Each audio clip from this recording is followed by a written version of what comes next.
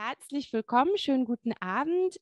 Ich freue mich sehr, Sie begrüßen zu dürfen heute zu der Diskussionsrunde Pour cette table ronde, structure de théâtre, hashtag MeToo, structure de pouvoir au théâtre dans la perspective. Bonjour, mon nom est Hannah Wolf et je suis ravie de vous accueillir aujourd'hui. Et pour tous ceux qui viennent d'entrer, je vous rappelle que la discussion est traduite simultanément, c'est-à-dire que vous pouvez, en dessous, sur votre écran à droite, voir il y a un petit globe.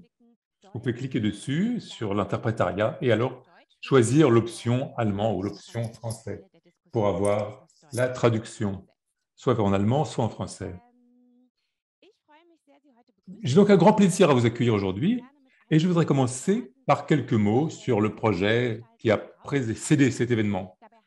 Il s'agit d'une collaboration entre les Goethe-Institut de Lyon et de Marseille, le DAAD, ainsi que la plateforme de l'art franco-allemand de Lyon, et des étudiants en Allemagne et en France. Parce que dans ces deux pays, un débat a éclaté au sujet des structures de pouvoir et des abus de pouvoir dans le monde du théâtre.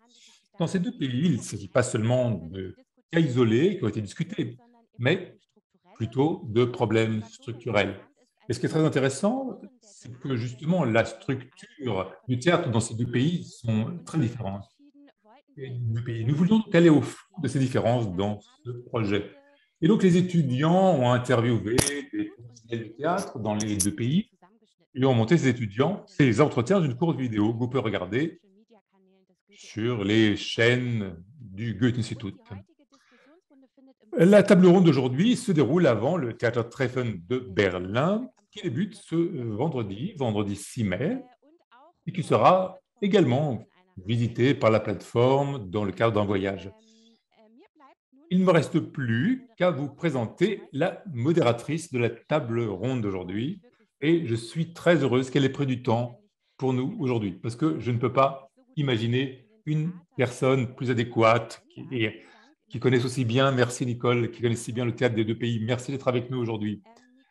Nicole Collin est donc professeure de littérature allemande, moderne et d'études culturelles à l'Université Aix-Marseille.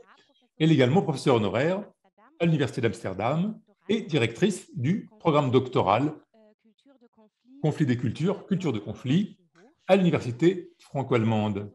Elle a étudié la philosophie, la littérature et l'histoire à l'Université de Wuppertal, puis a fait son doctorat en philosophie. Et un des axes de son travail est l'étude du théâtre, notamment dans le contexte franco-allemand.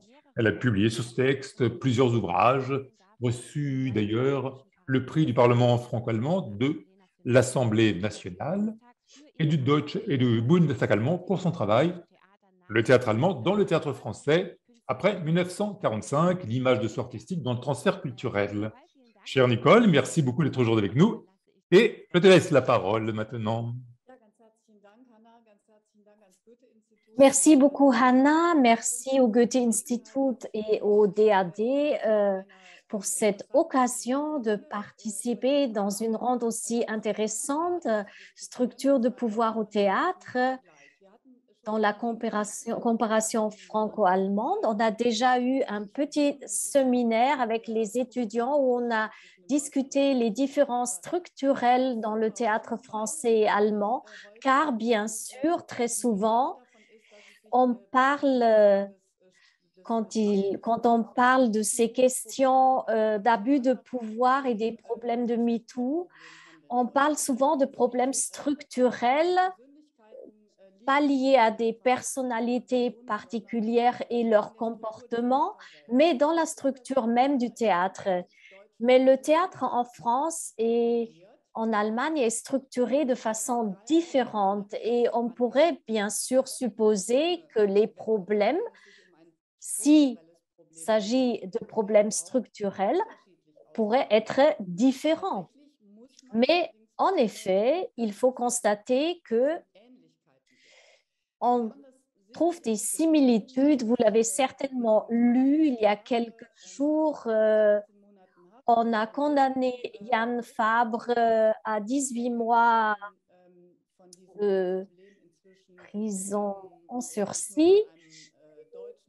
Et on peut vraiment pas plus parler d'un problème français, allemand, européen. C'est un problème mondial venu aussi de l'industrie cinématographique qui a initié ce mouvement MeToo. Donc, dans un sens plus large, c'est peut-être lié au l'art de la représentation, peut-être aussi aux arts en général. Est-ce que notre représentation, et Hannah, tu viens de le dire, sur la compréhension qu'ont les artistes eux-mêmes, est-ce que c'est une question qui se pose de façon plus aiguë au théâtre, mais aussi au cinéma, donc dans les deux, mais peut-être aussi dans les beaux-arts? Est-ce notre compréhension de l'art et de la compréhension de l'image de l'artiste? Et la deuxième question qui me préoccupe dans cette discussion serait la relation franco-allemande. Bien sûr, la question, est-ce que c'est différent en Allemagne qu'en France? Est-ce qu'il y a des différences? Peut-être pas en ce qui concerne le problème, mais la manière de le traiter, quelle serait la bonne façon de le traiter? Et maintenant, je viens à ma troisième question. Comment cette forme d'abus de pouvoir ou de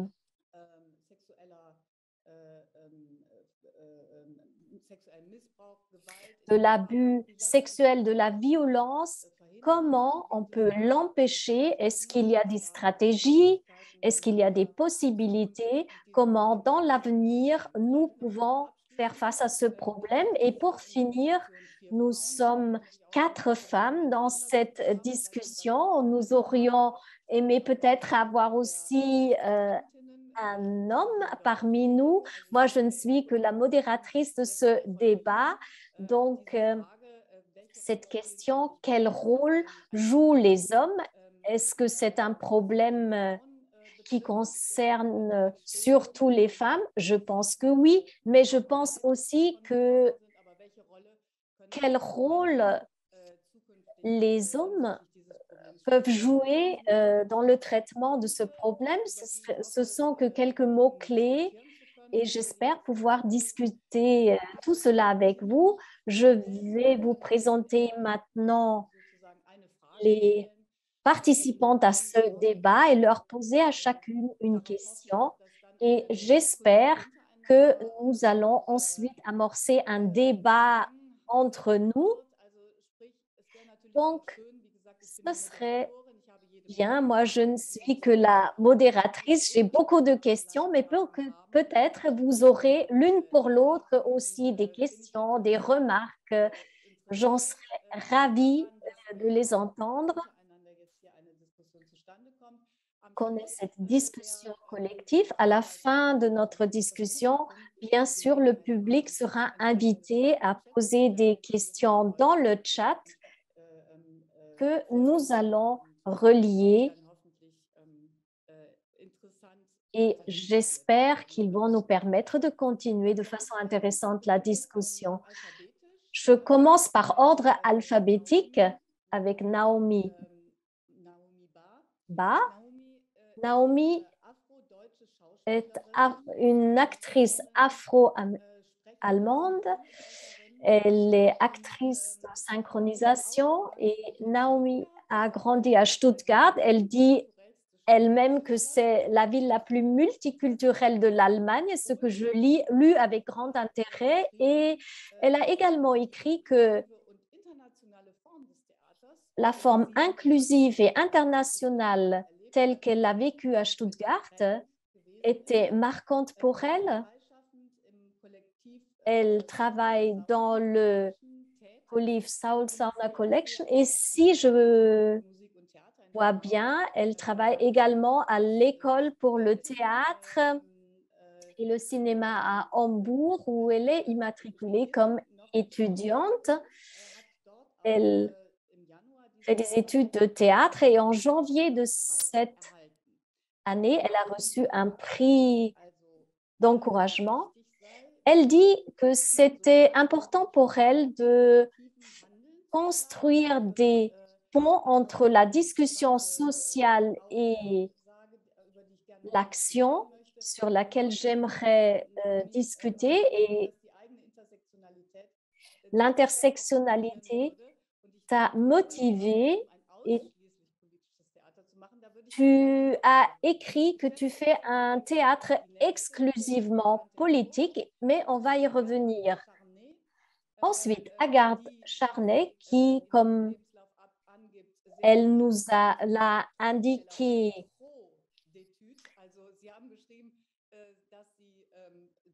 j'ai fait trop d'études et je dois dire que la liste est vraiment extrêmement longue. Vous avez fait Sciences Po, la Sorbonne, lettres modernes, ensuite un master de journalisme à Sciences Po. Et comme si ce n'était pas déjà suffisant, vous avez fait un master à l'École des hautes études en sciences sociales, en sociologie de genre. Vous êtes vraiment prédestiné à plein d'égards. Vous travaillez comme journaliste et en 2017, peut-être même avant, en 2017, vous avez commencé à écrire pour le théâtre, à travailler comme comédienne, comme metteur en scène. Vous avez fait plusieurs mises en scène déjà et vous avez, et cela j'ai trouvé dans le journal Libération, où vous avez pris position sur le sujet. L'automne dernier, il y avait une grande manifestation à Paris sur le sujet, mais je vais vous poser tout à l'heure des questions sur ce sujet. Ensuite, Eva Hubert, qui vient de Munich et qui a étudié à Hambourg, où vous êtes resté. Vous n'avez pas fait des études de théâtre, mais vous avez étudié l'histoire, les sciences politiques et les sciences de l'éducation. Vous êtes politicienne, vous êtes membre fondateur des Verts, vous êtes membre du Sénat de Hambourg et depuis 1991, vous avez travaillé à l'aide au cinéma du Schleswig-Holstein et jusqu'en 2005, vous avez été directrice. Vous connaissez très bien les affaires du cinéma, mais vous venez plutôt des sciences politiques et depuis le 1er juillet 2019, vous êtes présidente de Thémis, une association contre le harcèlement sexuel et la violence. Et je voudrais vous demander qu'est-ce que c'est exactement et est-ce qu'en tant que politologue, vous trouvez l'accès à l'art et est-ce que vous, en tant que politologue, vous regardez l'art comme un domaine spécifique au regard de #MeToo et... J'aimerais commencer par présenter Thémis parce que je ne suis pas vraiment une politologue. J'ai effectivement vu une biographie en patchwork un petit peu. Mais en fait, effectivement, je suis rentré dans le soutien des cinématographiques pour lesquels je travaillé pendant 25 ans. Donc effectivement, voilà, c'est ainsi que je suis venu à Thémis. Et le théâtre, ma relation au théâtre, c'est plutôt comme consommatrice de théâtre. Et je travaille évidemment à Thémis et nous travaillons beaucoup avec le théâtre dans Thémis. Et pour moi, c'est un nouveau plutôt domaine qui s'est ouvert. Et c'est pour ça que je trouve très excitant dans ce qu'on va dire aujourd'hui, ce que les comédiennes vont dire aujourd'hui. Et pour Thémis, donc, j'aimerais dire brièvement que c'était une initiative culturelles. En Allemagne, il y a plusieurs associations de théâtrales qui sont actives, bien sûr, mais il y a aussi le théâtre, la télévision et le cinéma qui, lorsque le mouvement MeToo a commencé avec Harvey Weinstein, le problème a commencé, on a dit, ça existe aussi en Allemagne, bien sûr. Et il fallait créer un lieu et un endroit où on pouvait donner à tous la possibilité, ceux qui travaillent dans le domaine de la culture, il est possible, pour ainsi dire, de se tourner vers une structure indépendante. Parce que sinon, il y a des institutions, bien sûr, la télévision, la radio, il y a dans les théâtres. Très souvent, ils n'osent pas s'exprimer à l'intérieur de ces structures, évidemment, parce qu'ils craignent que il y ait des incidences regrettables pour eux. Et donc, effectivement, l'idée de Thémis, on essaye de travailler, effectivement, maintenant, ça fait 3 ans et demi que ça a été créé.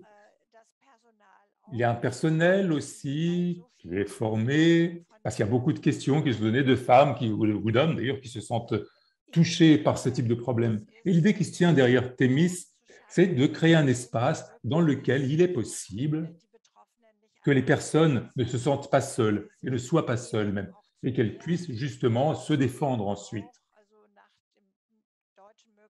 Selon les possibilités qui sont en Allemagne, par exemple, se plaignent aussi lors de ce qui s'est passé sur leur lieu de travail. Donc, très globalement, je vais dire, je pense que dans ce domaine de la culture, je connais un peu mieux la télévision, mais bien sûr, c'est terriblement des lieux à but de pouvoir. Parce qu'évidemment, il y a une énorme dépendance par rapport aux gens qui nous engagent. Il y a très peu de gens qui, effectivement, osent finalement. C'est vrai que ça joue dans le film, au théâtre, et un rôle d'un côté. D'un autre côté, il y a bien sûr aussi ce qu'on appelle, c'est un sentiment d'appartenir à une famille, n'est-ce pas? Après le travail, on va encore boire un verre de vin. Et bien sûr, c'est aussi une zone grise dans laquelle, surtout les jeunes gens, les jeunes personnes jeunes, pas seulement les femmes, hein. On l'a vu aussi dans Thémis, d'ailleurs chez Thémis, il y a surtout des femmes, certes, mais 15% tout de même sont des hommes parmi les gens qui prennent contact avec nous.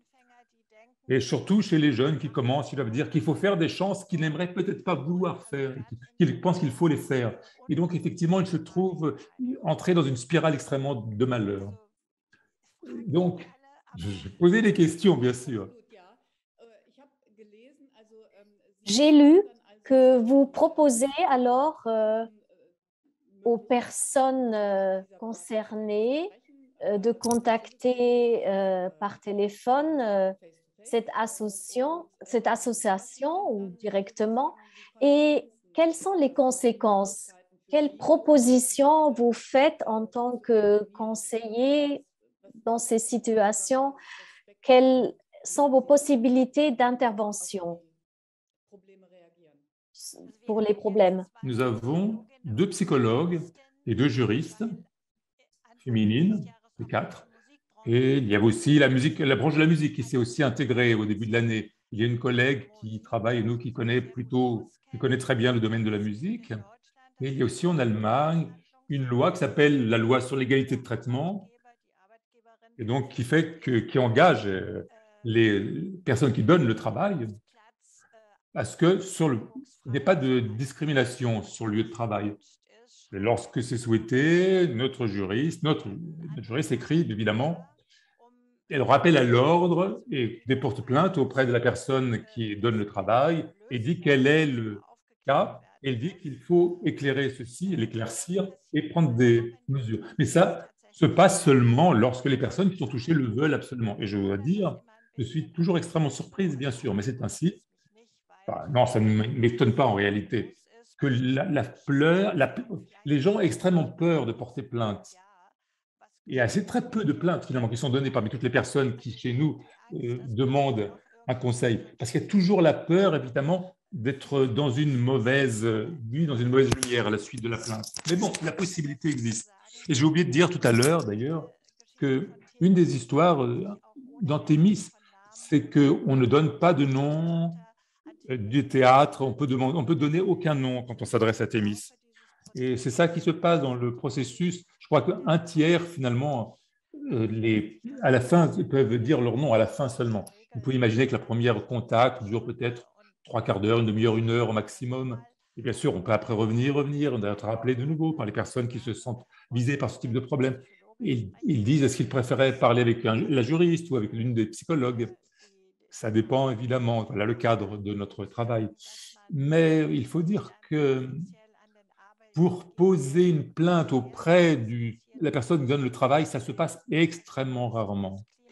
Et voilà, c'est ça, ce climat de la crainte, en fait, est trop important. Et j'espère que, effectivement, nous allons arriver à le dépasser. Et c'est ça qui devrait arriver. Ça devrait être évident, dans une certaine mesure, lorsqu'il y a de types d'incidents qui arrivent ou d'accidents, qu'on puisse effectivement se plaindre et ne pas avoir de peur, et surtout ne pas craindre les conséquences, qu'on ne puisse pas les craindre. Merci beaucoup. Je vais revenir et rebondir sur cette question avec nos 2 autres intervenantes qui sont elles-mêmes comédiennes.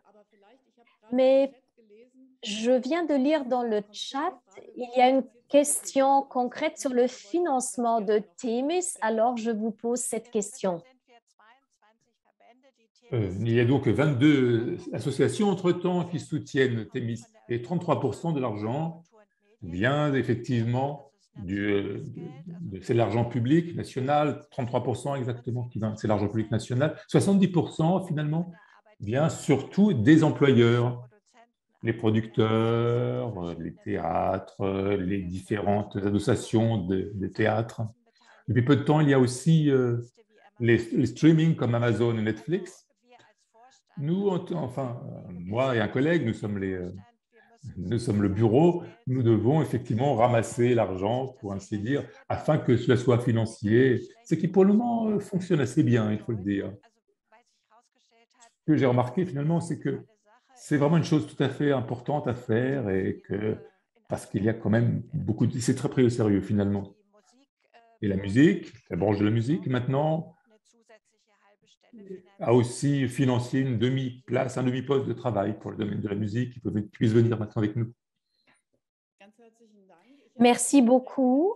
Donc, une question directement à Agathe. Une structure comparable qui existe en France, d'après vous, vous êtes quand même assez, vous connaissez assez bien le terrain. Est-ce qu'il y a une structure, une institution comparable ou une initiative qui aimerait bien initier quelque chose comparable? Alors, une structure strictement similaire, arrêtez-moi si je me trompe, bien sûr, il me semble que non. Il y a des associations qui se battent pour l'égalité hommes-femmes dans la culture. Je mentionnerai l'association HF qui fait un travail remarquable depuis une dizaine d'années. Il y a des collectifs comme le collectif MeToo Théâtre dont je fais partie. Il y a des associations, bien entendu, d'aide et de soutien aux femmes, mais une organisation, il y a un numéro vert en effet qui a été mis en place par le ministère qu'on peut appeler, mais ce n'est pas une structure indépendante. Donc, je dirais c'est très intéressant justement ce que vous développez, Eva. Une structure similaire, non, pas à ma connaissance. Also das ist natürlich auch wirklich eine interessante Frage. Bien sûr, c'est une question très intéressante dans ce dialogue franco-allemand qui pourrait peut-être donner l'idée de développer une structure similaire en France ou une structure franco-allemande dédiée à ce thème. Agathe, j'ai oublié de dire que vous êtes une des cofondatrices du collectif #MeTooThéâtre. Peut-être vous pourriez dire ce que vous faites exactement en France et quelles sont vos tâches. Tout à fait. Peut-être que je peux vous raconter déjà pour le public allemand qu'est-ce que c'est MeToo Théâtre. Nous, on a eu une très grosse affaire en France en septembre-octobre dernier. Une grande enquête qui est parue dans Libération qui parlait d'un directeur de théâtre et directeur de festival européen dédié aux écritures contemporaines qui était accusé par plus d'une dizaine de victimes à la suite de plaintes et à la suite de témoignages collectés par une journaliste de viol et d'agression sexuelle. Et le titre de l'article qui a été publié dans le quotidien Libération s'appelait « Tout le monde savait ». Et en fait, de ce tout le monde savait qu'on peut retrouver, je crois, dans à peu près tous les milieux en ce qui concerne MeToo, est née aussi une grande colère de militantes, d'artistes militantes dont je fais partie.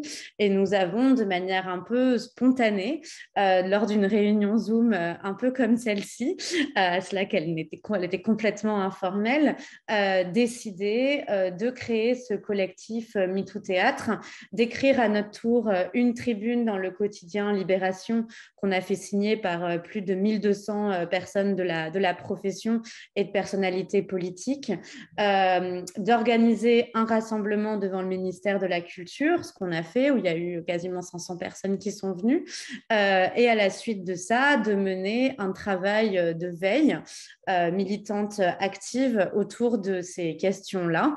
Voilà, donc c'est un peu comme ça qu'on se structure. C'était ça il y a 6 mois.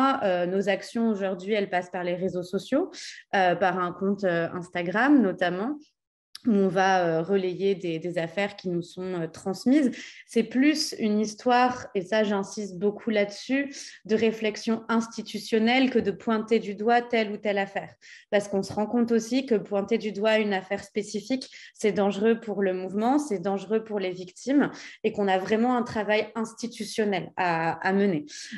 Donc voilà, on n'est pas là pour se substituer à la justice, bien sûr, même si beaucoup d'affaires ne sont pas portées à la justice, comme vous le mentionniez, Eva.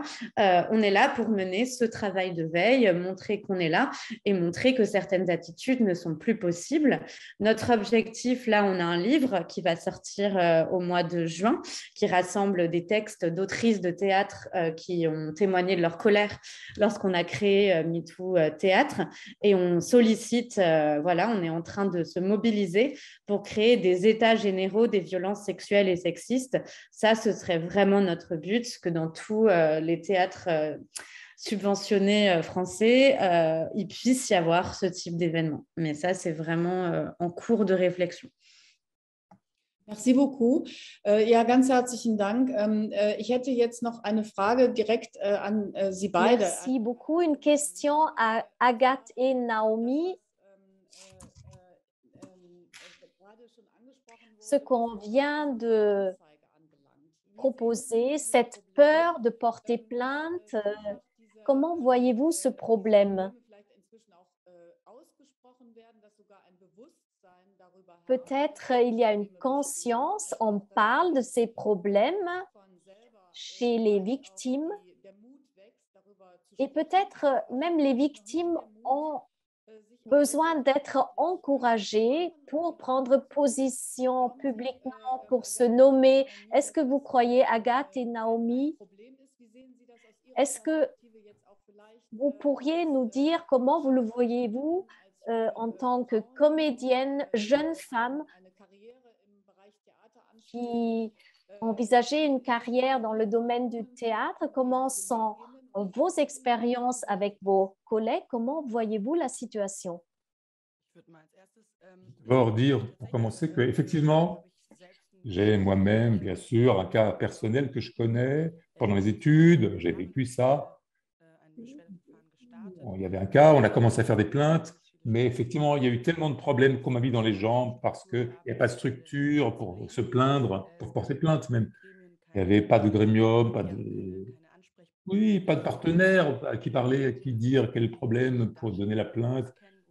Quelqu'un qui puisse m'expliquer, quelqu'un avec qui ce soit arrivé. J'étais la première personne qui voulait porter plainte pour cela.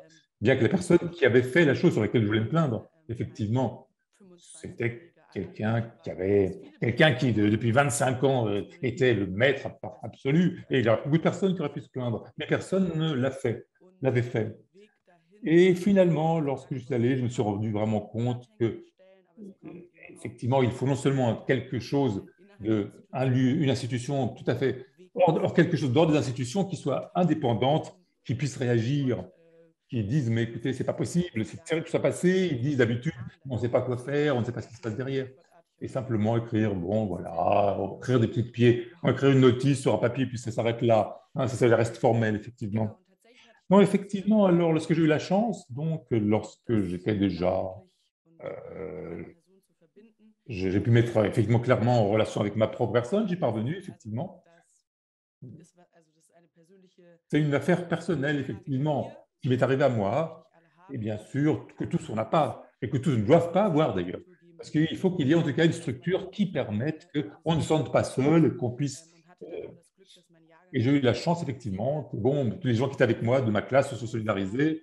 Effectivement, tous, on a fait une plainte de tous les gens de la même année de l'école pour pouvoir formuler cette plainte. Donc, effectivement, pour dire, je trouve que c'est important qu'à l'intérieur de l'institution, il y ait un grémium, des gens en qui on puisse faire confiance, et aussi qu'il soit aussi quelque chose qui soit d'indépendant, une institution indépendante à laquelle on puisse se retourner, dans laquelle il y a d'autres personnes qui ne se soient pas, par exemple, avec d'autres personnes qui se trouvent dans l'école, qu'il y a un endroit indépendant vers lequel on puisse se retourner. Ou aussi, on puisse dire clairement, il ne faut pas que moi-même je cherche, il faut que ce soit là, que ce soit disponible, tu peux aller là, on me dise, en cas de besoin. C'est voilà, en fait, ce que je pourrais dire par mon expérience personnelle. Donc là, c'est l'institution qui n'a pas les moyens, donc une école. Donc, il y a un besoin.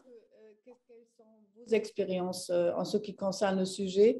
Est-ce que c'est uniquement les institutions qui n'ont pas prévu justement des endroits où on peut porter plainte, ou est-ce qu'il y a aussi derrière tout ça peut-être aussi les émotions des victimes qui peuvent aussi parfois aussi ne pas être prêts à se dévoiler, de dire qu'ils ont été victimes d'une agression sexuelle ou d'un abus. Voilà. C'est une question pour moi?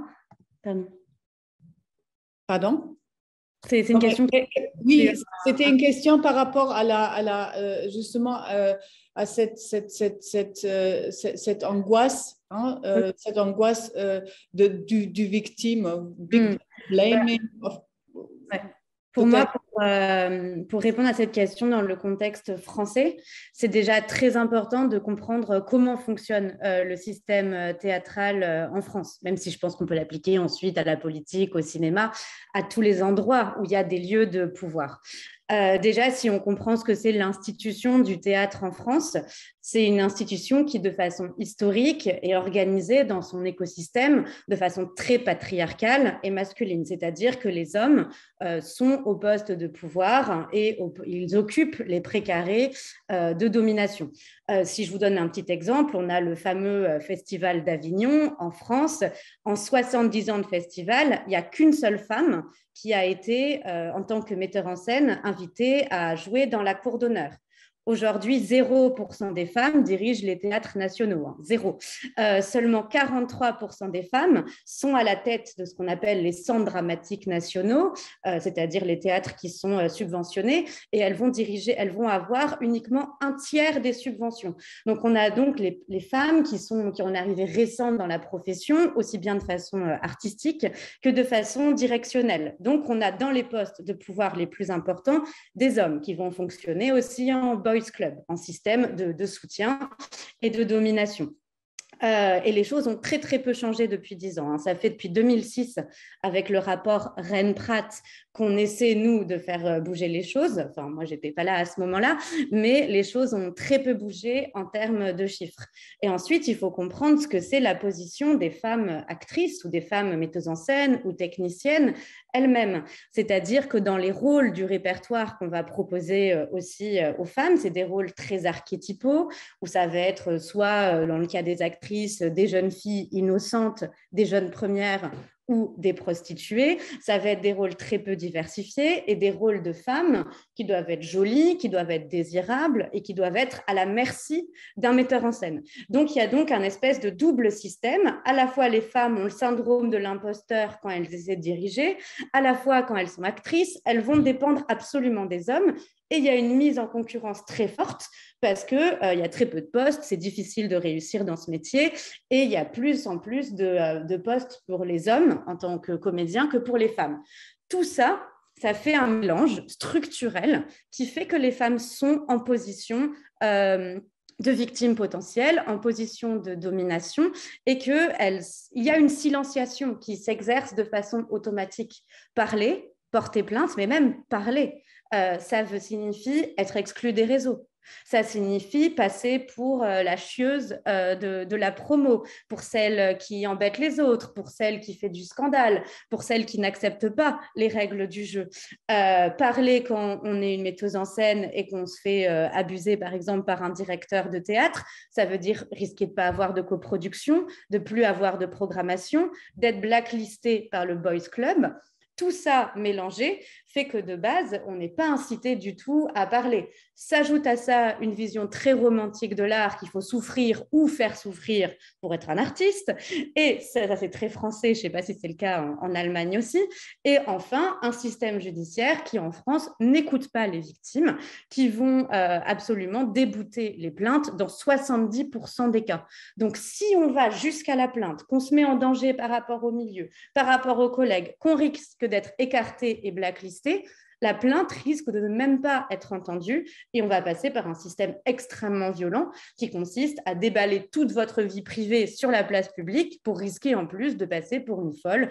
Tous les MeToo l'ont montré jusqu'ici, que ce soit MeToo cinéma, MeToo théâtre ou MeToo je ne sais quoi, c'est toujours les victimes qui payent et qui trinquent à la fin. Donc pour nous, c'est ça qu'il faut changer, mais c'est tout le système théâtral et le système patriarcal qui est à redessiner ensemble, hommes comme femmes.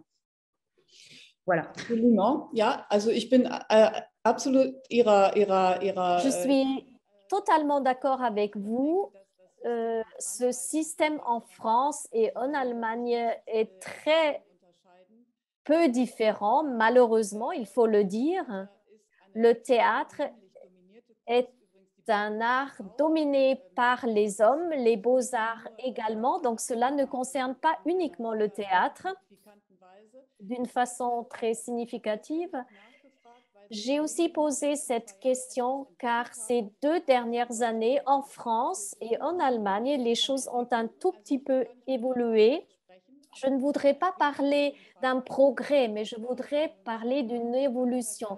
Il y a 1 an et demi, j'avais l'occasion avec Masha Makayev, qui est directrice du Théâtre de la Criée à Marseille et qui m'a dit exactement la même chose, qui a dessiné exactement le même image du théâtre français que vous venez de présenter, Agathe. Donc, c'est pareil. Et elle a précisé qu'en 2010, quand elle a pris la direction de ce théâtre à Marseille, elle était la seule directrice d'un centre dramatique national. Cela a un peu changé, comme vous venez de le dire, mais en proportion, c'est absolument pas normal que dans un métier où travaillent autant de femmes, autant de postes de responsabilité sont pris par des hommes. C'est un métier dans lequel travaillent beaucoup de femmes. Ce n'est pas un métier comme l'ingénierie où traditionnellement travaillent beaucoup plus d'hommes. Mais le théâtre est un métier dans lequel travaillent depuis toujours beaucoup de femmes, mais elles n'ont pas les positions dirigeantes. et c'est scandaleux et peut-être aussi par rapport à d'autres domaines de la société. Mais je voudrais revenir à cette question de la question de la prévention. Quand on regarde vers l'avenir, pour vous trois, quels sont les points les plus importants dans les 2 ans à venir? Comment on peut, à partir de cette évolution qu'on peut déjà constater, et je trouve que cette évolution est plutôt positive, comment on peut accélérer cette évolution? Quels seraient pour vous les points décisifs où on devrait changer quelque chose? Peut-être on pourra commencer avec Eva Hubert et ensuite Naomi et ensuite Agathe. Also für uns oder für mich, Pour moi, en tout cas, c'est extrêmement important que dans le domaine de la prévention, nous agissions, parce que, surtout pour le harcèlement sexuel, parce que la structure du théâtre, effectivement, je trouve que c'est très intéressant parce que je vois, en tout cas, que consommatrice de théâtre, de plus en plus maintenant aussi, on en discute, mais aussi qu'il y a il y a des structures de théâtre collectif qui existent maintenant. Il y avait récemment 4 femmes dont on a parlé qui ont créé un collectif de théâtre. Et ensuite, effectivement, très consciemment, on dit, nous voulons, dans une saison, donner uniquement des pièces écrites par des femmes. Effectivement, cela faisait aussi partie du processus. Quel rôle, quel rôle on joue, quelle pièce on joue. Effectivement, pour revenir à Thémis, donc,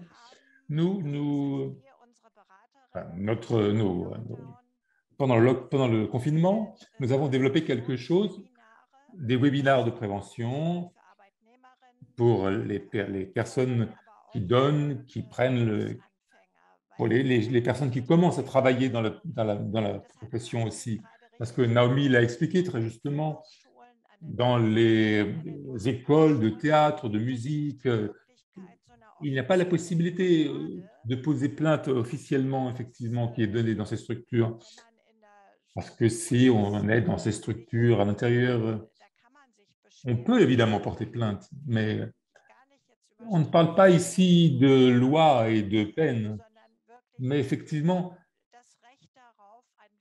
avoir le droit de travailler à un lieu de travail où on est respecté. Je crois qu'effectivement, dans les écoles, c'est un point noir, ça n'existe pas, et c'est pour ça que nous essayons de faire un travail de lobby avec Thomis. Ce qui est intéressant, c'est qu'effectivement, elles sont très actives aussi, les écoles de musique maintenant. Ça rend la chose évidemment plus compliquée encore. Donc cette prévention et ces webinaires de prévention ont été très très bien reçus. On essaye évidemment de le rendre interactif et donc pas seulement qu'il y ait 16 ou 18 personnes qui soient là pour un webinaire, mais aussi que ça dure toute la journée et lorsque les collègues ont du temps et qu'elles puissent aussi le faire hors de leur moment de travail. Et finalement, cela conduit à ce qu'il y a de plus en plus de personnes qui donnent du travail et aussi de théâtre qui nous contactent et disent hey, « nous voudrions bien nous aussi faire des formations ». Et si je me rappelle bien, les collègues, entre-temps, elles ont travaillé avec 6 théâtres déjà. Et donc, il s'agit alors d'établir le codex de la sensibilité des théâtres, mais aussi, il faut aussi que ça soit spécifique à chaque maison. Et c'est pour ça que c'est extrêmement... Ça marche très bien, donc 6 théâtres. Mais bien, parmi les centaines, on peut dire que ce n'est pas beaucoup, alors que les centaines de théâtres, seulement 6, mais c'est le premier pas. Et pas à pas, je crois que on peut arriver à avancer. Et lorsque l'Assemblée des théâtres allemandes a des réunions générales, des assemblées générales, et effectivement qu'il y a des discussions qui se produisent, je crois que c'est aussi une histoire qui montre que ça apporte quelque chose. J'aimerais encore venir à un autre point pour le théâtre, en tout cas. Peut-être même dans tout le domaine de la culture. lorsqu'on a une direction, une fonction de direction, ça ne veut pas dire que tout de suite on doit se montrer que du point de vue, qu'on a des qualités de management, des qualités pour le personnel. Je crois qu'évidemment, il y a des compétences qui sont nécessaires. Mais la plupart du temps, on dit que ce sont des grands artistes qui deviennent intendants ou directeurs de théâtre. Mais que se passe-t-il du coup du point de vue des compétences sociales? On n'en parle pas. Effectivement, elles peuvent être très faibles effectivement, pour ces personnes-là. Et pourtant, on est très content d'eux. Et les problèmes arrivent du coup. Je crois que là, il faudrait que, tant dans l'éducation d'un côté, mais aussi du point de vue de la discussion et de la prévention, on en tienne compte. Merci beaucoup, Naomi. En tant que comédienne, comment tu vois les choses? Tu as certainement des idées dans quel monde de théâtre tu souhaiterais entrer. Quelle est ton idée du théâtre du futur? Maintenant, je ne l'imagine pas, hein. Actuellement, pas du tout. Mais bon, personnellement, je me suis décidé à ne pas travailler dans un théâtre, justement, comme on en parle. Mais pour moi, la question, c'est, bien sûr, il y a des préventions concrètes et des possibilités qui existent, comme des ateliers, ou des endroits pour le faire et discuter. Oui. Les moyens qu'on puisse en mettre en œuvre. Évidemment, ce qui est important pour moi, c'est avoir un changement de conscience, que la conscience change. C'est vrai qu'il y a des femmes ici, mais moi je suis aussi une jeune femme noire, comme vous voyez. Je pense qu'il y a une intersection qui se passe entre ces choses-là. Pour revenir au début, pourquoi est-ce que le théâtre, pour moi, a toujours été politique? Parce que, simplement, c'est ma peur d'existence comme femme noire. C'est une existence politique. Du coup, justement, cette intersection entre ces deux choses qui n'est pas forcément remise en jeu ici dans le théâtre. La race, bien sûr. On est tous, si je vois, capables, des personnes qui sont capables, nous sommes tous, pour ainsi dire, des gens qui viennent d'un contexte privilégié en ce qui concerne la classe sociale, mais oui, des mondes que le point avec mon background personnel, évidemment, sont là et je les reflète, bien sûr. Et de ce point de vue-là, justement, on va dire que ce changement que j'attends, une intersectionnalité queer, féministe, évidemment, c'est un point de départ pour moi. Ça, je ne trouve pas évidemment chez tout le monde. À cause de toute cette structure, ce théâtre qui est dominé par les structures patriarcales, bien sûr.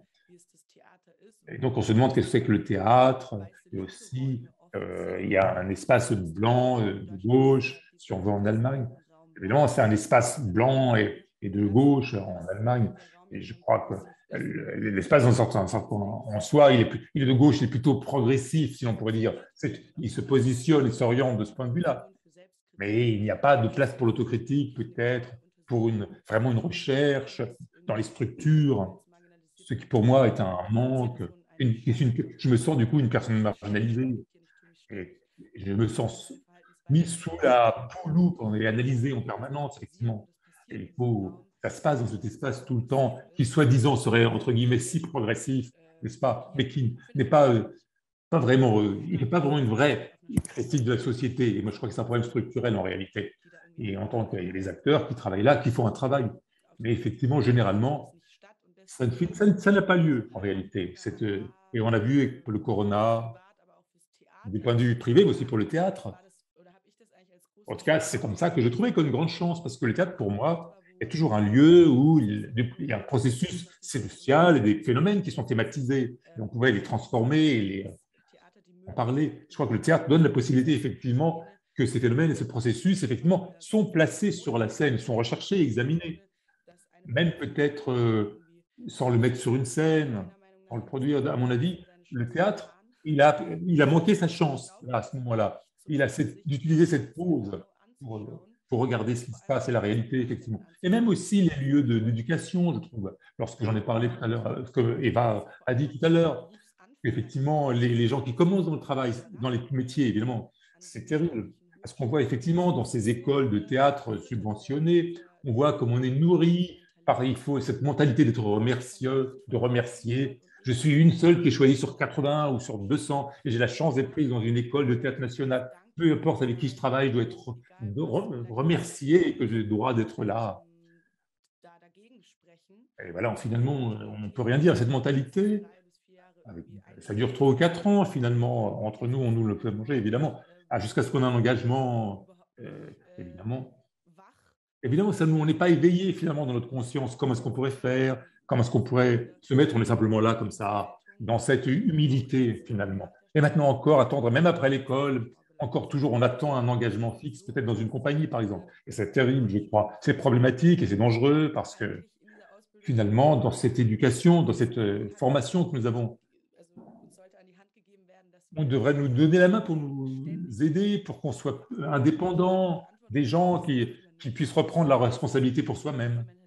Et cette mentalité, malheureusement, n'existe pas. Je crois qu'il y a toutes ces choses qui, du point de vue théorique, bien sûr, dans le débat politique, devraient être conduites beaucoup plus fortement et plus pour développer des choses, possibilités, des ateliers, une diversité partout. Elle devrait être présente partout, accompagnée dans les répétitions. Et je crois que on pourrait changer beaucoup, beaucoup de choses. Et je crois qu'effectivement, surtout, ce qui est important, c'est une diversité, et surtout sur la sienne, derrière la scène, qu'il y ait beaucoup plus de diversité. Des gens comme moi, des gens qui sont marginalisés, finalement, qui sont dans cette position. Bien sûr, je regrette évidemment qu'il y ait cette conscience collective qui ne soit pas encore plus aiguisée. C'est pour ça qu'on est là. Oh, qu'est-ce que je vois? Je ne suis pas exactement toute seule. Là, mais il y a quelqu'un. Puis voilà, on n'est pas seul. Cette réalité, il la connaît aussi. On pourrait discuter ensemble. Voilà, voilà, j'ai dit beaucoup. Je ne sais pas si c'était très clair. C'était très intéressant. Je vais demander à Agathe comment elle voit ça en France. Vous connaissez bien les structures universitaires et les structures du théâtre. Comment vous voyez les choses? Qu'est-ce qui doit changer dans le théâtre français? Et prenant le mal à sa racine, nous parlons bien sûr des victimes et de donner confiance aux victimes, de leur permettre de prendre conscience des structures. Mais qu'est-ce qu'on fait des criminels futurs? Comment on peut, avec les metteurs et metteuses en scène du futur, car je pense qu'il y aura aussi des mécanismes de transfert, comment peut-on les préparer mieux? Est-ce que vous aurez une idée?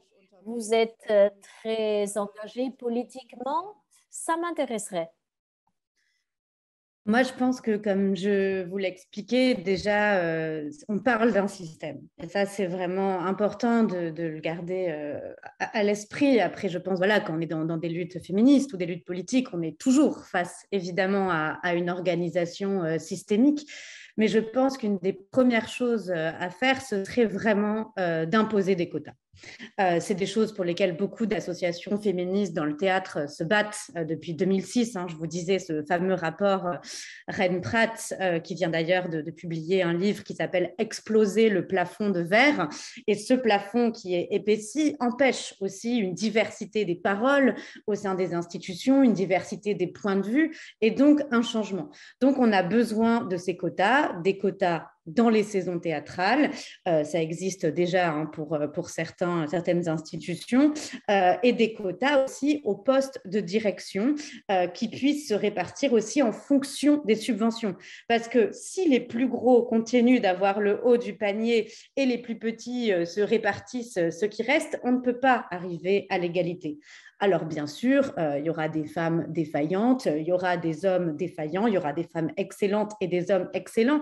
Mais là n'est pas la question, parce qu'il y aura une chance pour l'égalité et une chance pour le changement. Et ça, tant que ce n'est pas entériné, affirmé, on ne peut pas, pour moi, avoir de changement. Ça veut dire que le système continue de fonctionner, et si ça ne change pas vite, c'est comme pour l'inégalité salariale, dans 100 ans, peut-être que nous atteindrons une petite égalité.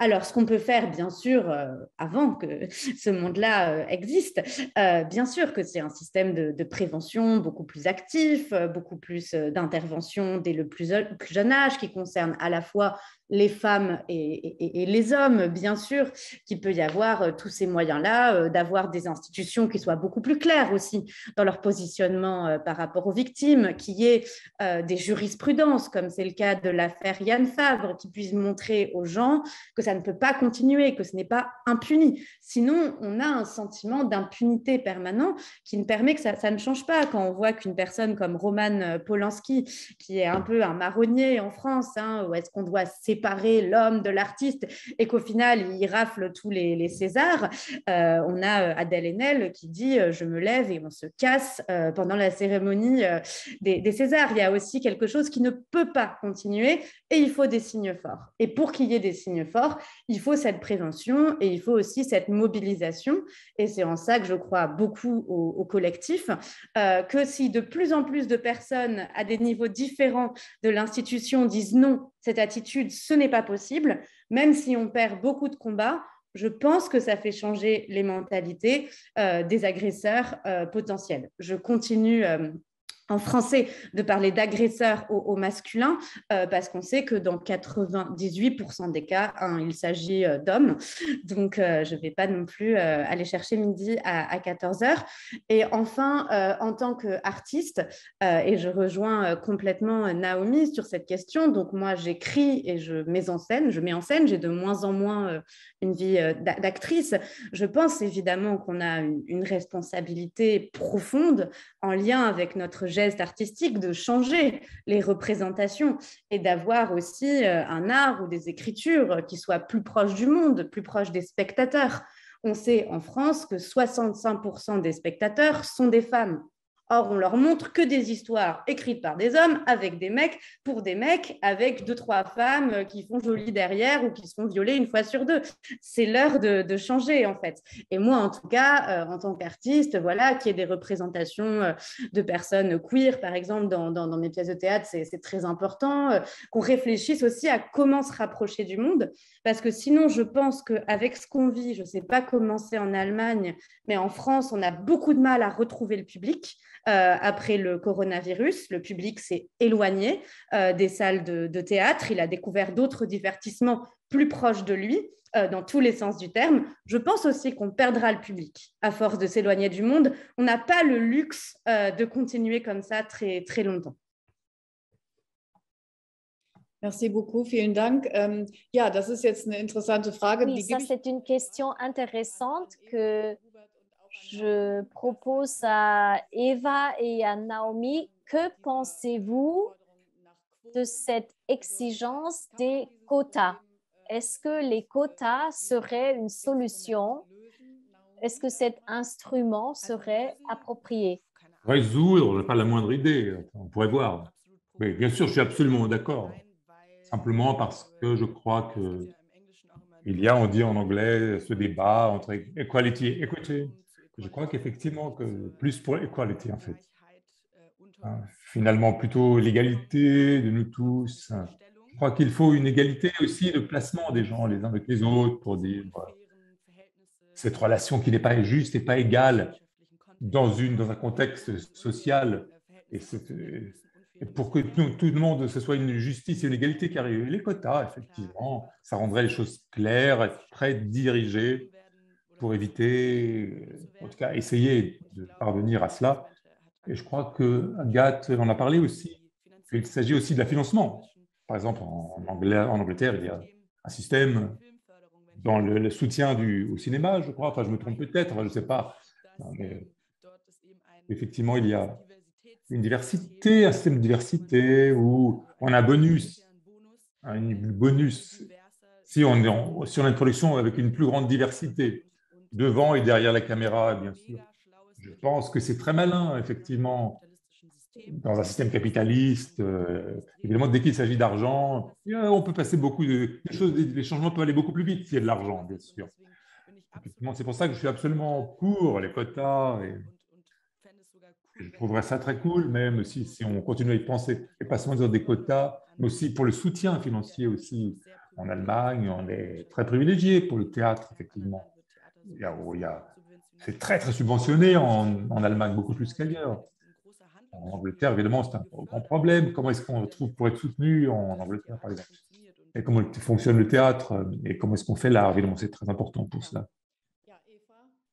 Also ich bin auch für Quote. Also ich Pour finde les Quote. quotas, je pense que les quotas seraient effectivement juste. Est-ce qu'en Allemagne, il y en a très peu évidemment en Allemagne, comme a dit Agathe, je trouve qu'effectivement c'est vrai ce qu'a dit Agathe.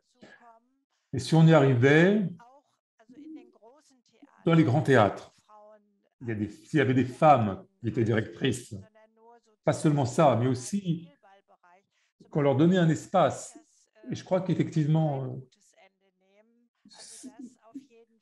quoi qu'il en soit, je pense aussi que je trouve très bien, je pense beaucoup des collectifs. Quelle discussion doit arriver, ça serait tout à fait sensé s'il y avait des collectifs qui travaillent dans le théâtre, mettre des collectifs à la tête de théâtre, plutôt qu'une double direction ou bien un vrai collectif. Et je trouverais aussi cela, c'est bien, cette discussion devrait avoir lieu, il faut la conduire, cette discussion, absolument. Ce dont on a parlé aussi, c'est est-ce que le public en France ne partira, je ne sais pas, en tout cas on peut en parler. Du point de vue intéressant, je trouve que j'ai rencontré un sénateur de la culture à Hambourg, il a dit à partir du 24 février, avec l'attaque de l'Ukraine, effectivement, c'est encore plus net que les théâtres disent ils ne vendent presque plus de billets. C'était mieux après la fin du confinement, mais maintenant, avec la guerre en Ukraine, c'est un problème, évidemment. Effectivement, il y a une dépression collective qui se passe. Effectivement, je reviens au fait pour imaginer que on pourrait peut-être aussi, du point de vue du contenu, du point de vue artistique en tout cas, réagir avec des pièces. Enfin, comme j'ai dit, je ne suis pas, moi, une femme qui travaille activement dans le théâtre, mais je pense qu'on devrait donner à notre public, récupérer notre public et aussi le conserver. Je vous laisse simplement rentrer là-dedans, dans ce débat, enfin, parce qu'évidemment, je suis pour qu'il y ait plus de femmes dans les positions directoriales dans le théâtre, mais je crois aussi que ce n'est pas la réponse forcément à ce problème, mais je ne sais pas dans quelle mesure les scandales qu'on a eus au théâtre Gorky, où j'ai travaillé moi aussi, j'ai suivi avec beaucoup d'intérêt ce théâtre au théâtre Gorky. Je ne vais pas rentrer là-dedans, mais en tout cas, pour moi, c'est un exemple très clair. Peu importe si une femme est là, ou peu importe si cette femme est bonne, en tout cas, si elle a bien travaillé. Les structures, c'est le problème, en fait. Et cette position de pouvoir, ce n'est pas une seule personne, ça peut arriver à n'importe qui, effectivement. Et c'est très bien montré. Évidemment, peu importe qui est là, qui est assis, que les intentions peuvent être très, très bonnes, la position en tant que telle, pour être responsable d'un théâtre complet sans savoir comment est-ce qu'on fait pour diriger et être seulement un artiste, n'est-ce pas, effectivement. Comment est-ce qu'on dirige simplement une maison, un système si complexe? Évidemment, c'est un théâtre, c'est une vraie entreprise, en fait.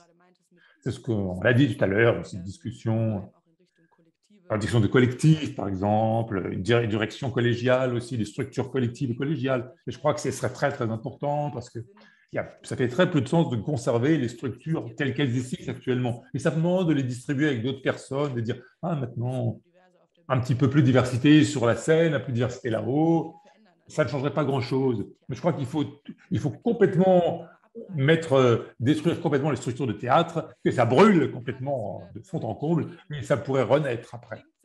Ça semble très radical. Je crois vraiment que le théâtre, en tout cas on parle de l'espace allemand, en tout cas, tel qu'il existe, et bien évidemment, il va dans ça. On va perdre le public, ça va à sa ruine. Moi, je ne veux plus travailler au théâtre du tout. Je ne veux plus travailler dans ce genre de type de théâtre. Je me suis déclaré très clairement. Je me suis allé dans une autre position, dans une autre industrie, pour ainsi dire. Je ne manque pas le théâtre, j'ai plus envie de travailler au théâtre. Oui, ça serait fatal de simplement remettre simplement une distribution différente à la tête. Le problème, c'est dans les racines qu'il a, et c'est là qu'il faut ôter. C'est très intéressant. Si le théâtre sombre, nous allons le voir, mais c'est une discussion très importante. Et au début, j'ai déjà dit que dans ma perspective, la question des modèles de la compréhension de la profession artistique, de notre vision de l'art en Europe et de la vision de l'artiste, l'idéal de l'artiste qui serait à rempli est quelque chose qu'on doit regarder de beaucoup plus près. Et c'est pourquoi j'avais posé cette question. Comment former à l'avenir? Comment, bien sûr, il faut renforcer les victimes, mais quelles sont les stratégies pour créer des nouveaux modèles pour aussi les femmes dans les positions dirigeantes qui auront les mêmes difficultés à affronter, être à la fois des artistes avec un idéal et d'avoir à remplir aussi des problèmes d'entreprise pour diriger une grande structure. Donc, comment on peut faire face à ces problèmes, à ces défis, Naomi? Je pense que tu l'as très, très bien expliqué. Ça requiert différentes capacités, différentes compétences pour assurer un tel fonctionnement. Je propose qu'on donne aussi la parole aux spectateurs, mais une dernière question avant de passer la parole au public. Y a-t-il aussi un backlash? J'ai lu quelques textes sur la question du féminisme, de l'activisme féminin dans plusieurs domaines et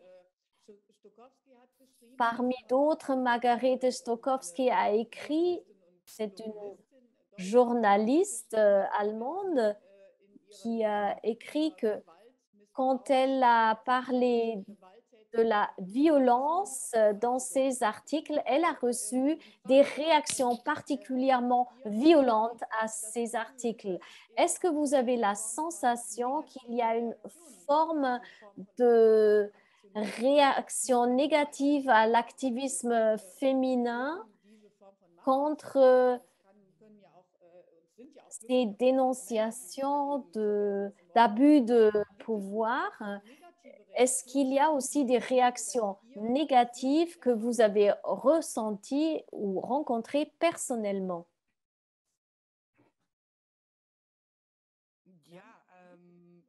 Oui, oui, bien sûr. Si on se plaint, lorsque j'ai fait cette plainte, il y avait du point de vue des professeurs, bien sûr aussi par manque d'informations, sans doute. Il y avait des ressentiments à mon égard. On me dit, ah, dis donc, que se passe-t-il? Naomi bat tout de suite, elle commence à faire des problèmes. Et bon, ce qui n'est pas vrai, mais en tout cas, ce sentiment, en tout cas, qu'on était, à cause des petites des bêtises, tout d'un coup, on faisait des montagnes de bêtises. Une petite élève, une étudiante qui se plaint. C'est parce qu'en plus, elle est noire, un stéréotype.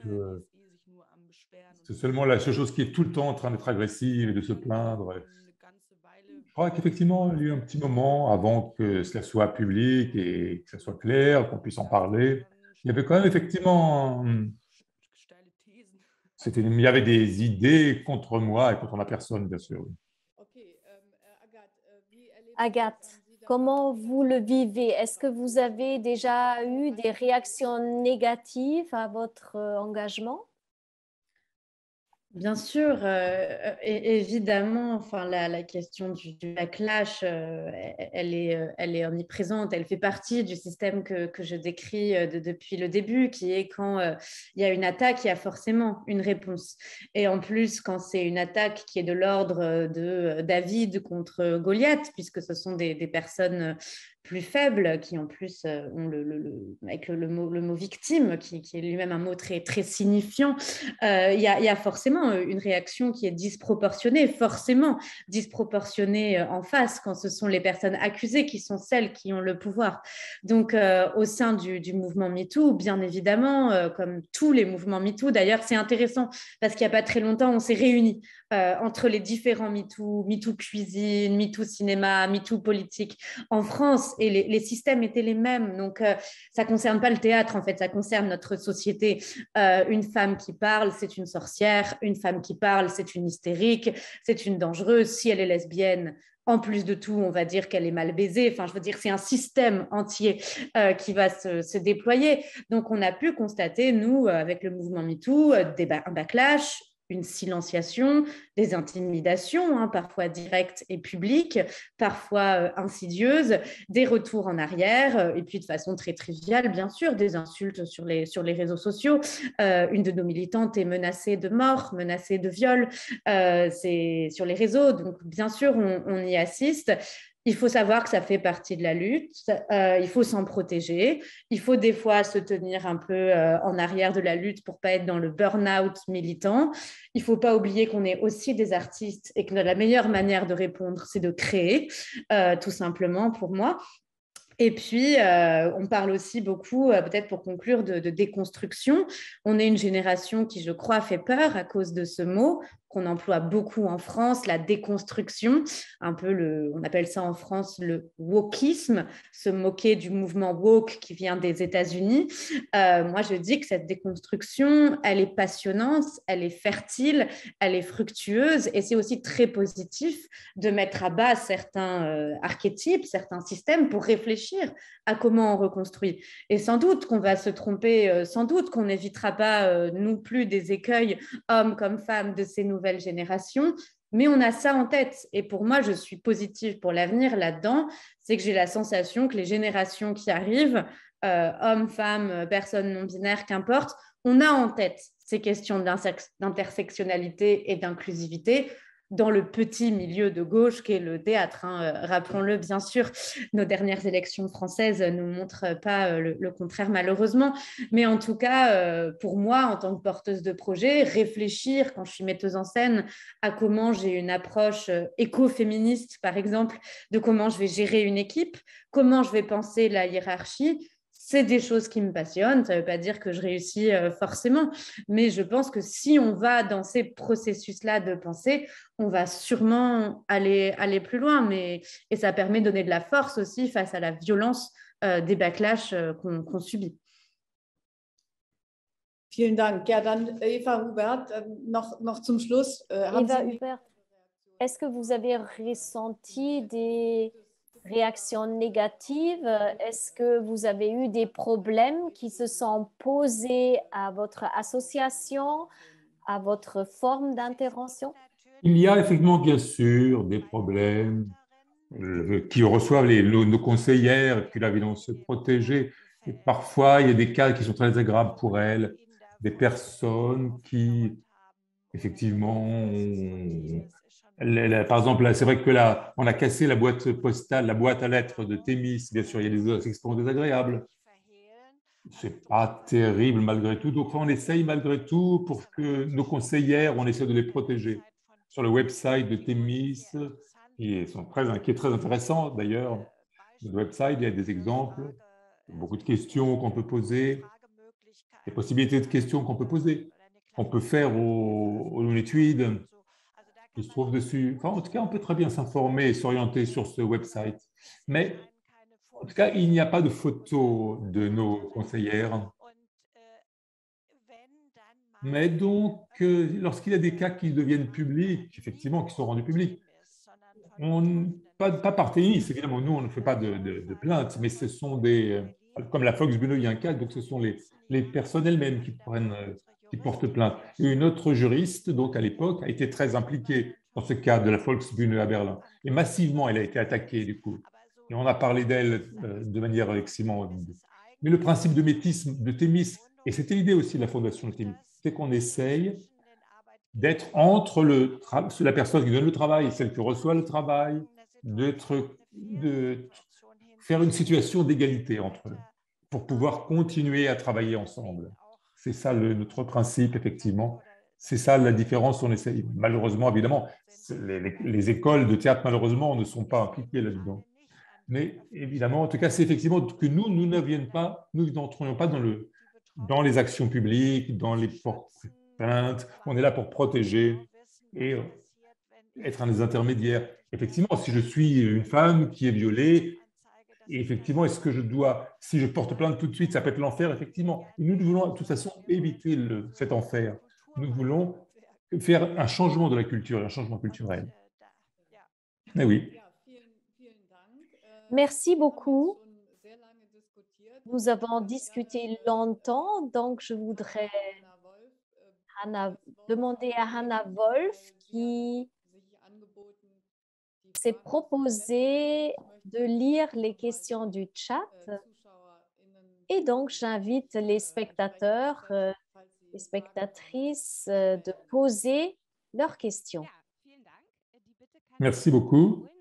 Donc, si vous avez des questions, donc je le répète, vous pouvez les mettre dans le chat. Merci donc beaucoup, une fois de plus, entre-temps, pour cette discussion intéressante. Effectivement, nous avons vu à quel point ces problèmes structurels existent. Et Naomi, effectivement, a donné l'exemple du Gorki Théâtre à Berlin.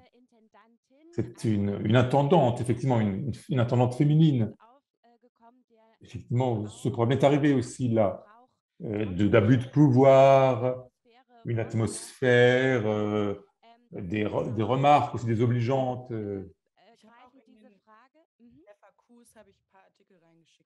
J'ai envoyé l'article d'ailleurs. Et je voudrais effectivement mettre une autre question qui a été posée dans le chat de Helen Watty. Peut-être, Madame Hubert, vous pouvez répondre. À partir de quel moment, du perspective juristique, on peut parler d'abus de pouvoir? Et comment est-ce qu'on peut faire la différence entre la liberté culturelle? Comment est-ce que cela se distingue, la liberté culturelle? Comment est-ce que Thémis, effectivement, s'occupe aussi du point de vue juristique, n'est-ce pas? Elle aide, si j'ai bien compris. Elle donne des conseils juridiques aussi. Lorsque les personnes qui ont été touchées, elles peuvent aussi demander des conseils juridiques, n'est-ce pas? Comment est-ce que vous pourriez trouver la différence, effectivement, distinguer l'abus de pouvoir de la liberté artistique, n'est-ce pas, entre guillemets? Voici donc. Et si vous voulez, évidemment, vous pouvez poser des questions, bien sûr, sur le chat, si vous voulez. Dans ce sens, bien sûr, il n'y a pas de catalogue de 1 à 10. Qu'est-ce que c'est que l'abus de pouvoir? Mais disons, malgré tout, dans la loi d'égalité, c'est écrit extrêmement clairement que c'est les remarques obscènes, ça peut être des attouchements, ça peut être une violence physique, ça peut être aussi quelque chose de psychique aussi. Ça peut être des regards lourds, tout ce qui peut arriver.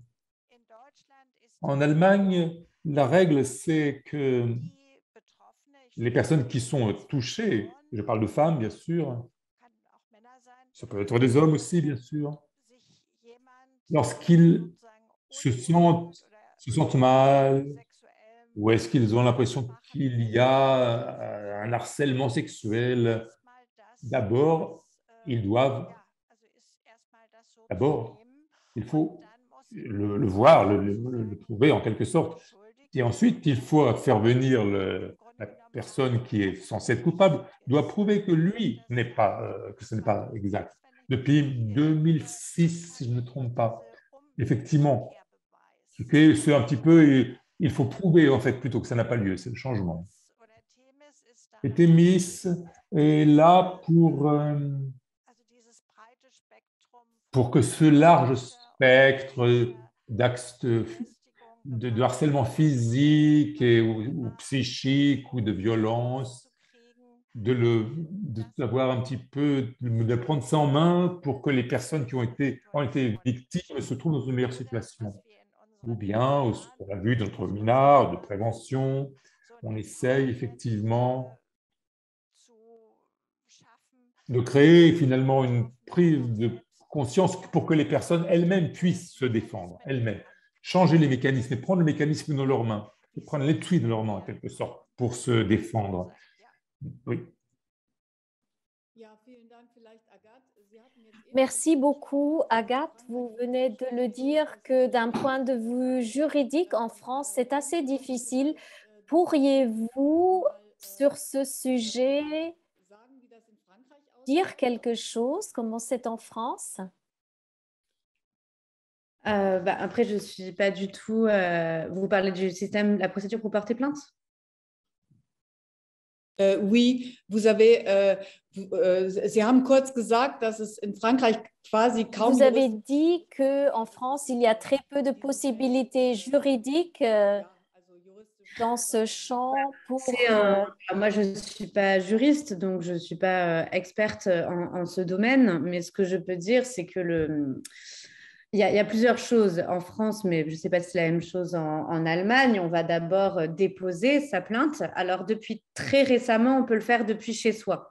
Mais avant, il fallait aller directement à la police. Et ça a été prouvé que dans de très nombreux commissariats, on n'est pas toujours bien reçu par les policiers. Il y a la question d'être cru, d'être soumise à de très longs interrogatoires, de voir sa parole mise en doute, de rappeler, répéter, répéter et répéter encore un récit traumatique avec force détail. Depuis peu, il y a la possibilité de faire cela depuis chez soi, ce qu'on appelle la déposition. Et puis après, il y a toute la question, est-ce que la plainte va aboutir? Et ça, c'est un juge d'instruction qui s'en occupe.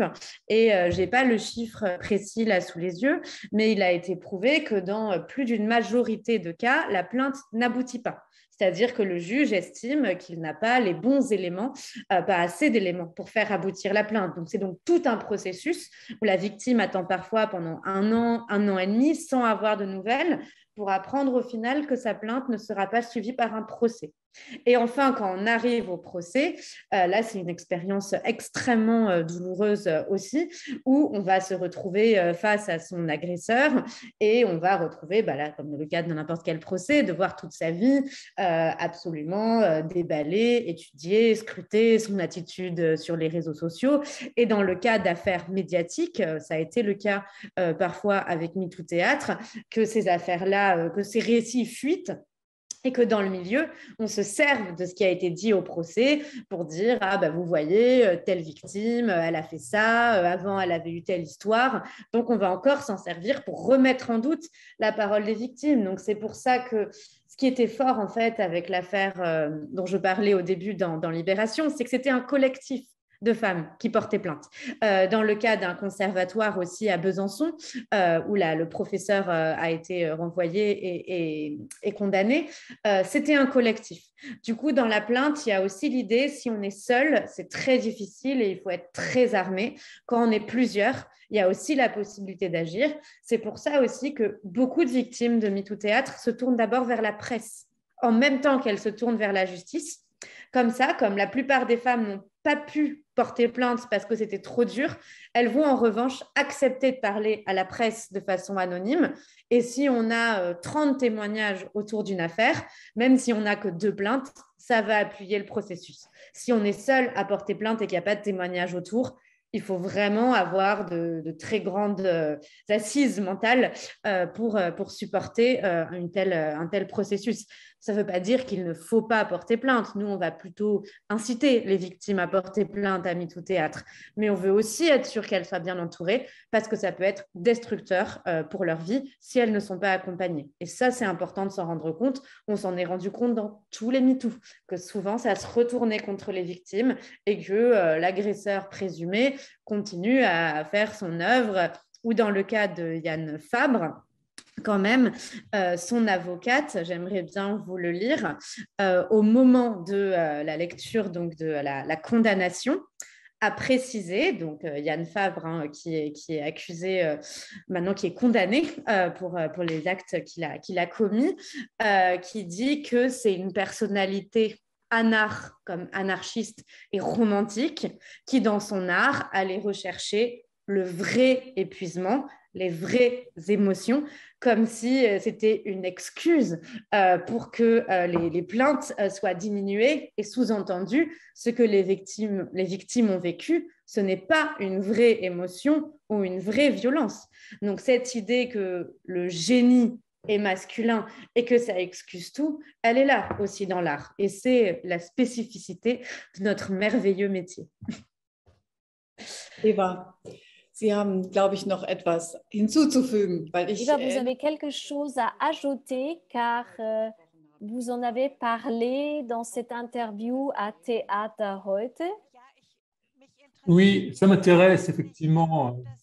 Si en France, il n'y a pas cette possibilité que dans le théâtre, qu'il y ait un point dans lequel on puisse aller s'expliquer en Allemagne, on appelle ou bien un conseil explicatif, un conseil de conseil. TEMI, ça ne travaille pas, effectivement, du point de vue de la police, bien sûr, et du point de vue des avocats. C'est vraiment une toute autre chose que nous faisons. Mais l'idée qui se trouve derrière, c'est que dans le fonctionnement même du théâtre, sur le lieu de travail, évidemment, on puisse créer des structures où c'est plus égalitaire, où il y a du respect, où, bien sûr, tout le monde trouve ça magnifique, mais je crois que finalement, c'est comme les droits de l'homme, finalement, et la dignité de l'homme. Simplement qu'il y ait un travail qui soit juste, égal. Lorsqu'il y a un metteur en scène qui crie, qui hurle, il peut faire ce qu'il veut. Mais il ne peut pas, finalement, détruire les gens dans une certaine mesure. Mais je crois qu'effectivement, chacun le sait à peu près, savoir s'il il exagère, s'il peut blesser les gens ou s'il ne blesse pas les gens. Moi, ce qui m'intéresse finalement maintenant, actuellement, c'est de savoir si en France, il n'y a pas de possibilité hors d'aller voir, effectivement, faire une portée plainte et d'arriver à une explication entre les personnes. Agathe, voulez-vous parler Alors, de ça? il y a un numéro qui a été lancé par le ministère de la Culture, un numéro vert qu'on peut appeler pour les violences sexuelles et sexistes. Donc, en effet, il y a un interlocuteur qui est possible. Il peut aussi avoir des médiations, bien entendu. Il y a suite à la mobilisation de MeToo, pardon, il y a eu une obligation que dans les lieux, il puisse y avoir un référent égalité homme-femme. Après, ça pose des questions parce que ce n'est pas une personne extérieure à la structure. Mais en tout cas, c'est une obligation. Qu'il y ait aussi une journée de formation, c'est une obligation maintenant. À voir si ce sera appliqué. Mais après, on peut faire des signalements au ministère. Et d'ailleurs, MeToo Théâtre fait des signalements au ministère, ce qui permet d'anonymiser les victimes. Personne ne sait d'où ça vient, vu que c'est MeToo Théâtre qui va envoyer un message au ministère. Et ça permet aux personnes de ne pas écrire elles-mêmes au ministère, parce que parfois, ça peut concerner aussi des gens qui sont en lien avec les instances de pouvoir. Donc, je dirais que c'est ça un peu les contre-pouvoirs pour le moment, mais il n'y a pas une organisation stricte. Et comme je disais, il n'y a pas d'organisme comme Thémis pour le moment. C'est plutôt, ça vient de la société civile, en fait, les tentatives d'avoir une écoute. Et d'ailleurs, à MeToo Théâtre, nous sommes des artistes, pour la plupart, nous ne sommes pas spécialisés pour écouter. Donc, nous renvoyons systématiquement les victimes vers des avocates, vers le processus de signalement au ministère, vers le numéro d'écoute, vers des psys, mais ce n'est pas notre travail. Nous, c'est un travail d'alerte. Ganz herzlichen Dank. Ich weiß jetzt nicht, Hannah, ich glaube, je ne sais pas, Hannah, on a dépassé l'heure. Nous sommes à la fin, effectivement, de la discussion. C'était vraiment une discussion très intéressante. Je crois qu'effectivement, ce qui se passe au théâtre, qui est regardé évidemment comme un lieu tellement progressif, justement que ça se passe là au théâtre, évidemment, il y a des structures si rigides qui soient là, c'est vraiment incroyable. Et je crois qu'effectivement, nous, en tant que public, bien sûr, on apprend ce que notre propre théâtre, peut-être, effectivement. On pourrait interroger ce qui se passe derrière les couloirs, finalement, et les questionner. On pourrait regarder ce qui se passe là. Effectivement, je crois qu'effectivement, c'est ce qu'on peut reprendre, retirer de cette discussion. Merci beaucoup, beaucoup pour cette discussion, ce débat tellement intéressant. J'aimerais, pour terminer aussi, remercier la plateforme pour la collaboration d'aujourd'hui et aussi pour la magnifique traduction qui vous ont permis de suivre cette discussion dans les deux langues et qui ont traduit. Merci. Merci aussi à Norbert Legros du Goethe-Institut de Lyon pour la technique et bien sûr à notre magnifique discussion, à Naomi Ba, à Agathe Charnet et Eva Roubert. Merci beaucoup à ces participantes qui ont pris le temps aujourd'hui pour nous. Et bien sûr, merci beaucoup à Nicole pour cette modération magnifique. Merci. Je crois que vous voulez dire quelque chose pour terminer. Je vous remercie, c'était vraiment passionnant. On n'a pas pu discuter sur toutes les questions. On pourrait encore prolonger d'une heure et parler un petit peu des relations franco-allemandes et des possibilités d'une coopération. Mais peut-être c'est une première prise de contact, une première possibilité pour rester en contact, pour rester en discussion. Merci beaucoup au Goethe-Institut et au DAAD pour l'organisation de cette manifestation.